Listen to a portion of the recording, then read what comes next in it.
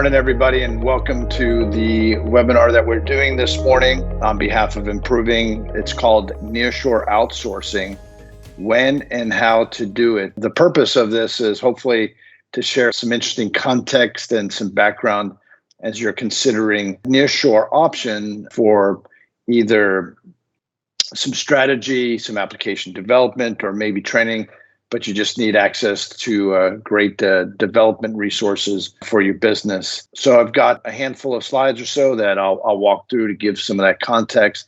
And again, at the outcome of this, I certainly hope you get a point or two or three that really helps you in your decision process. And of course, certainly available and willing to assist in any way at the conclusion or beyond this webinar. So again, thank you for attending. So the agenda, we'll just give a little bit of an introduction and overview, discuss a little bit about the current state of outsourcing challenges, provide a little bit of a perspective about the nearshore myths and realities and what's true and what's maybe not, and then just some frequently asked questions. So, all right, here we go. So what is nearshoring? I suspect many people that are attending or listening to this are familiar with the idea of outsourcing.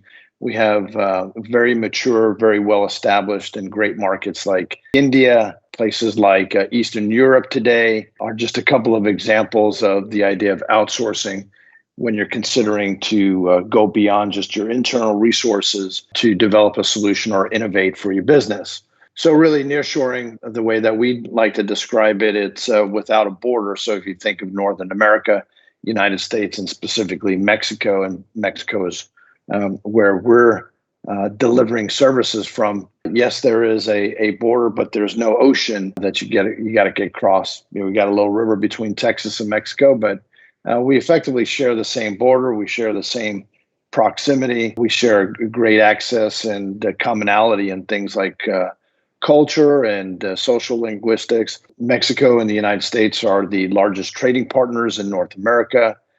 So there's great history, there's great linkage, political, economic, cultural. So the idea of the United States and a nearshore opportunity like Mexico is again, certainly a solid one to consider. Nearshore also considers things south of Mexico, all the way down to Argentina. But generally, that's been referred to this idea of nearshoring versus historically, or what we've known as outsourcing. So let's talk a little bit about some of the market and maybe macro level kinds of challenges that exist right now. So if you look at the customers and the prospects that I and our team and our company get to speak with, probably the number one challenge that we see right now since the pandemic, through the pandemic and currently, and it's really accelerated at the tail end of the pandemic to current state, is a talent shortage. I think the pandemic really drove this need for digital innovation even faster within organizations.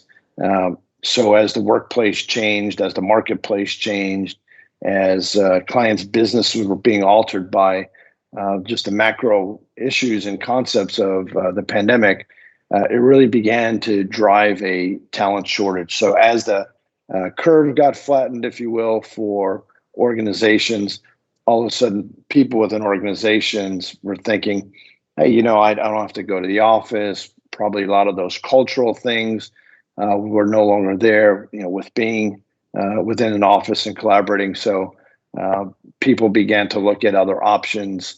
And what we're seeing today, for example, is a 30% on average increase for salary, as people are considering a change and alternative options beyond just the salary parts of being in an organization. Globalization, we certainly see lots of competition globally. Of course, you have India, you have Eastern Europe. You have other emerging markets, both beyond nearshore and in nearshore. You have places in nearshore like Costa Rica, Argentina, Honduras, even. So the broadening of options globally for talent and for services and solutions is really driving competition, which is a good thing. More competition means more options, means more innovation, means better price points. although with the lack of talent or the short supply of talent, on the price side, we are actually seeing some increases there. And that really touches on some of the cost economics. So a big factor is two things. Well, competition should drive prices down, but when you have a huge demand coupled with a shortage of supply, we are seeing some price pressures. Our clients are seeing those as well. At this point in time, it's not dramatic, but we certainly have seen some price challenges in the last several months. Some of the other things that we're seeing, of course, from a political geo perspective, that always drives relationships between economies and countries. Obviously, in the United States, we've recently had some administrative changes, different political points of view, different policies, etc. So we've always got to keep that in mind as we're considering this idea of nearshoring or just looking for resources and solutions elsewhere. Fortunately, as I mentioned, the United States and Mexico in particular are two of the largest trading partners. Historically, from an economic perspective, the exchange rate has been very steady, very stable. So the issue of risk, maybe financially or otherwise, we think a place like Mexico is very stable versus maybe you look at something like an Argentina, where significantly different political climate. You've got huge inflationary issues and things like that. So your risk factors will obviously change with that consideration. One other thing on this point is just data. Two things about data: one, the security of that data, and two, the expansiveness of that data. As we're looking, as our clients are looking for digital innovation, and this need and this appetite for data to drive their business, understand their customers, understand their markets, that amount of data is accelerating exponentially that we're seeing. And coupled with that is the need for security. So you need to think about markets where the infrastructure, the technologies, if you will, to provide security to markets like the U.S. You need to make sure that that's existing. In our case, for example, we provided laptops, solid tools in terms of the team being able to do their business. Mexico in general, in the markets that we have our talent, whether that's Mexico City, Guadalajara, Aguascalientes, examples, they have great internet infrastructure. And so when the pandemic came, individuals on our team just basically picked up the laptops, no pun intended, but went home and didn't skip a beat versus other markets. For example, in India, we heard of where you've got facilities or centers where you have hundreds of individuals providing services from a desktop perspective. All of a sudden, as the pandemic progressed, obviously they couldn't pick up that desktop and that infrastructure and move it to environments that aren't as stable or as secure. And so that began to present some other challenges unexpectedly for organizations. Okay, so the adoption challenge for nearshore in particular, if you think of far shore or places like India, for example, historically they've been a very, very mature marketplace for quite a number of years now. And so when you think about the classic adoption curve, what I'm seeing, what I think in general, what we're seeing still from a nearshore perspective is we're close to crossing the chasm, as they say. I think it's right at the tipping point. Nearshore has been around now. It's been around for a while, but it's really gained a lot of momentum in the last, I'd say, 5 to 7 years. Certainly with markets like Guadalajara that are very tech savvy, in general have thousands of technology companies, has really led the way in terms of companies, especially in North America and specifically the United States, and now even Canada, looking at places like Mexico as a viable option. I think we'll cross that chasm here probably in the next 2 to 3 years. We're seeing significant momentum away from far shore, and especially with agile development in particular, wanting to be on the same time zone, easily collaborating with your team members, maybe having people fly back and forth reasonably at very very cost effective rates and things like that is really going to drive things to cross that chasm. I think right around the corner. Um, from an enterprise perspective, um, mentioned this maybe a few times already. The idea of digital innovation, certainly with the pandemic, this is really no longer an option, and it's been heightened and accelerated over the last 12 months. In terms of from a CEO perspective or senior executives, when we're discussing digital innovation with them and potentially how we can help support that business, really they're driving towards typically these days they're wanting to capture new markets. Maybe it's a new product rollout. Maybe it's maybe a new mobile app. Might be some examples. Specifically launching new service offerings. See a lot of this around the client experience side of their business, how to use technology, how to use innovation to deliver a better client experience, drive down some costs. As talent shortage continues to grow, just leveraging technology as a way to provide service or launch new products. And then, of course, that ties into workplace flexibility. We're seeing it. You'll read it, about all the major brands. Some are beginning to get people back to the office. Some are, not going back to the office till later this year. Many are trying to think about flexibility, maybe hybrid models. So this last year has definitely altered the trajectory of how we're going to work. So in terms of that future state, and I think people are generally familiar with some of the current state challenges. I've hit on some of those already, but we really see that the people side of this is really the key. Having access to talent or a large pool of talent is key, but not only a large pool of talent, but do they have the skills technically, soft skills, and otherwise. Governance and business continuity, as you mentioned, around security is an example that's been extremely heightened, especially as more and more companies look to quote unquote outsource some of their services. And then from an operations perspective and a value delivered, how is that value really delivered? Are the organizations or the companies able to really deliver on the promises that they've provided, and are they truly a trusted partner? So challenges, significant opportunities, but again, the point is here, digital innovation or changing how you do business using digital is really no longer an option. Let's talk a little bit about that talent challenge. This is actually from PwC, and give some insights and interviewing CEOs across the globe, and what are some of the challenges that they're seeing with regards to their labor or their talent pool.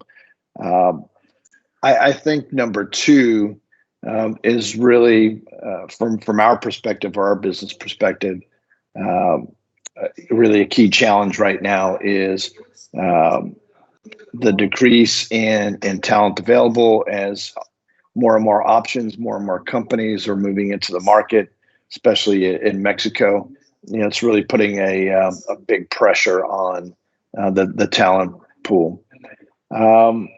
So that's probably the number one factor that we're seeing in terms of the talent challenge right now. So as I mentioned, from a CEO perspective, when we have a chance to speak with them and look at teaming together, we think having the right talent at the right time at the right cost is the right value model for how to deliver with our clients. And as you can see from this survey, the CEO, this is one of their top challenges today. Probably not changing anytime soon. How do we deliver a great experience to our clients, giving us a competitive advantage if we're creating new products and services to the marketplace, making sure that it's done with quality, it's done securely.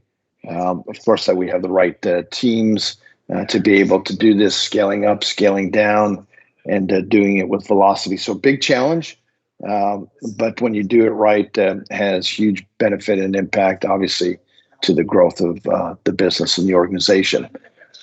One of the things to consider, and one of the core foundations for improving, is this idea of the trust challenge. Trust and trust training and trust pods is something really core to our business and improving. And there's really three legs to the stool, that I would like to share. So when you're thinking about a partner, especially early on, a couple of things are really easy to. When I say easy, I think you can identify them as their reputation. Whether you talk to references, you talk to the team that you're interviewing, you can get and establish some level of reputation and gain some understanding about that, and certainly the capability, by the size of the organization, how many clients do they have served, all those things. So reputation and capability are readily easy to identify. The third leg of the stool, results. Since you've never partnered or teamed together, you have not experienced the results together. So early on in that relationship, it's really key, in my perspective, especially over the first 30, 60, 90 days, is establish a good scorecard on how you're going to measure success together, how are you going to measure results together. And so that's really, really key, because until you partner with somebody, you actually haven't been able to see what those results look like. And so when that happens, when all three of those things come together, it's a beautiful thing to develop that partnership. Trust goes up. The speed or the velocity of how you team together and getting your products to market, getting your teams to collaborate successfully and well, that velocity increases. And then ultimately what happens is overall that drives down cost of getting your products to market, cost of servicing your customers, cost over the timeline of the project, et cetera. So really look at this trust challenge as a significant opportunity as you're considering a partner. And of course, if you don't have that trust, and unfortunately we hear lots of stories where that's the case, and we know what the result of that is, velocity or speed to market goes down, costs go up, and that's not a happy place. All right, nearshore in the IT industry. So Nearshore has been significantly growing. And so if you look at the next couple of years, 2022 to 2023, we think that overall growth is going to be 20% plus. Just to give you an example, we hired this year in 2021 as many people as we did last year. And we're currently at 400 team members in Mexico. So we've seen growth beyond 20% for our business this year alone.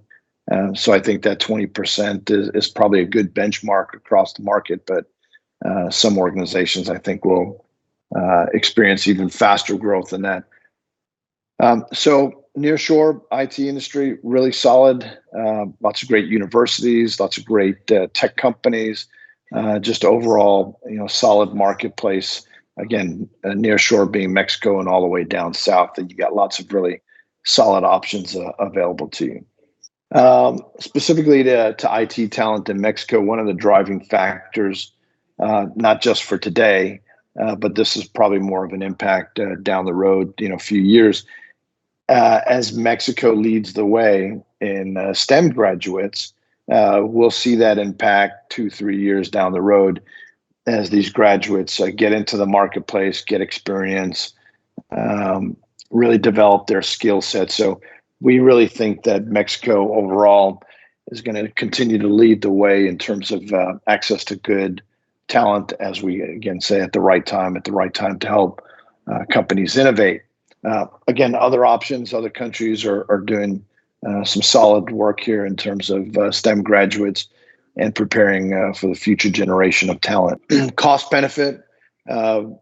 When you look at the marketplace today, if you're, let's say, in Silicon Valley, or maybe you're in New York or Austin, Texas, where I am, when you think about the cost of talent, let's just generically say, solid engineering talent with 5 to 10 years experience in a fully burdened way or fully burdened cost on an hourly basis, you're typically looking at today about $150 an hour if you're doing that locally. Again, that's a general statement. Can you find talent for less cost than that? Yes. However, if you're looking for a senior architect at Amazon in Austin, Texas, for example, you're typically looking at $200,000 to $250,000 a year annual salary, and that's without any benefits. So just some examples. And again, this is generally across the board. Obviously, unique talent and unique situations are going to be different. From our perspective, we think that we're very competitive globally. Again, just generally saying, if you were budgeting, I would suggest use $45 an hour times 160 hours a month to get a fully burdened cost of talent. If you're looking to partner with somebody like us.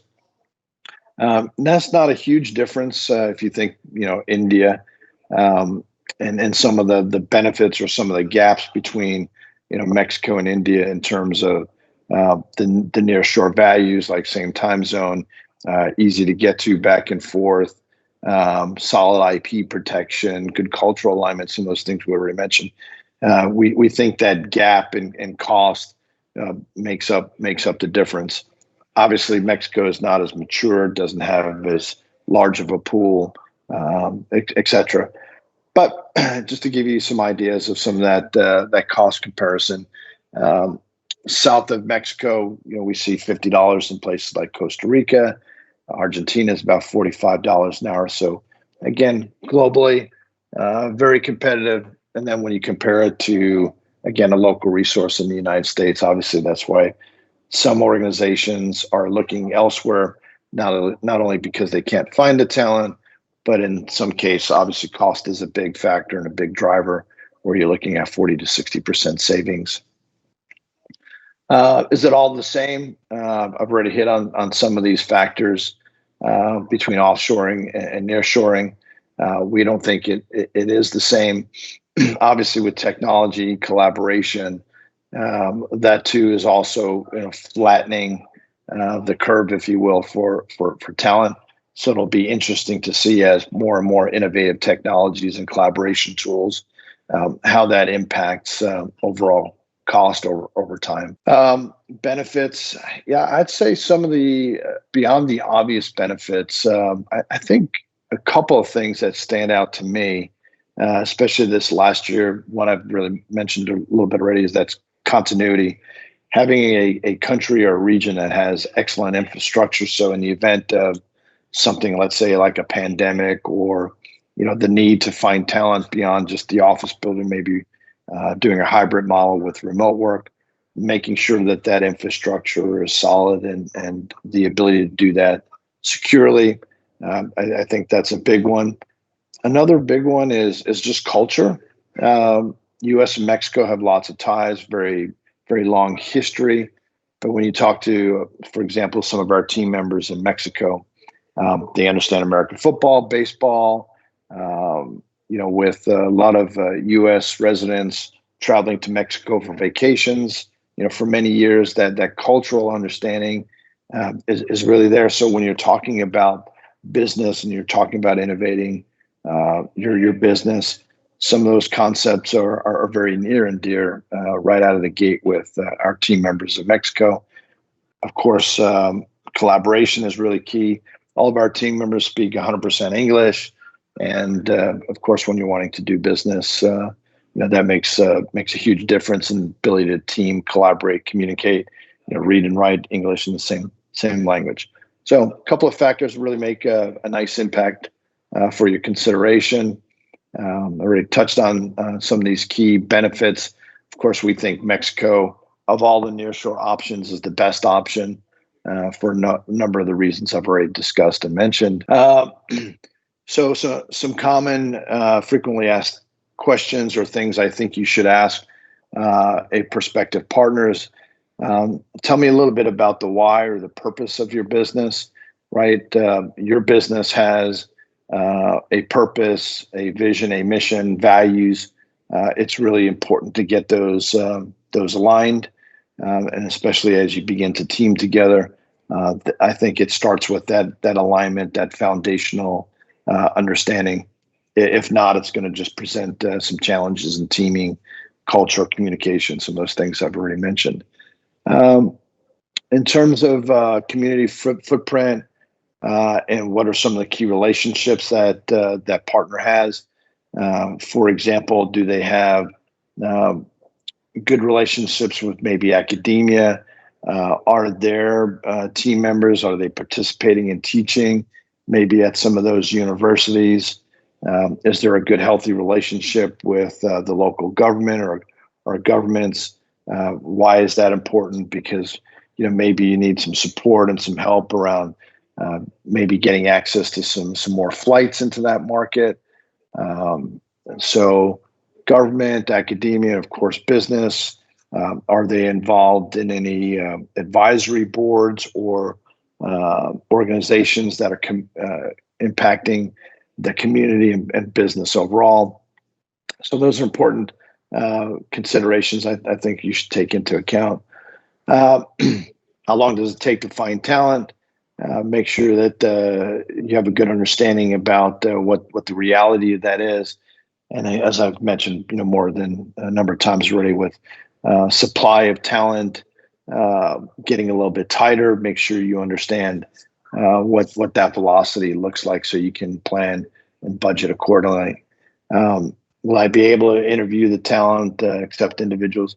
There are some regions or countries where maybe they have that one or two individuals that's the point of contact, and all the communication goes through that individual, but you never have an opportunity to speak with the other teammates. Maybe that's not important to you, but 100% of our clients, they want to know their teams. They want to integrate their teams into their culture, into their methodologies, their frameworks, how they do things. So they want to bring those individuals into the organization just like they're one of their own. So that might be real key and important to you. Do they have bullpen, or what we call bullpen these days, not a bench? That obviously can impact the velocity and access to get up and running quickly. What kinds of customers do they have? These are some of the common things I think you would want to typically ask. One of the things that I think is unique and might want to consider is Net Promoter Score, or how do you measure success? Do they have scorecards, or do we have scorecards together? As I mentioned earlier around the trust model, this could be really significant and key as you're building that relationship. But how do we measure success? And you can't manage what you don't measure, as they say. Flexibility to scale up, scale down. What is their delivery model? How do they manage teams? How do they drive value? How do they create success with you? So anyway, those are some points. I hope that's helpful for your consideration. Here's my contact information for you. Would welcome opportunity to learn a little bit more about your business and see if we would be a right partner for you. Again, thank you. Hopefully this was helpful in terms of making some calls and decisions about the nearshore option for your business. Thank you.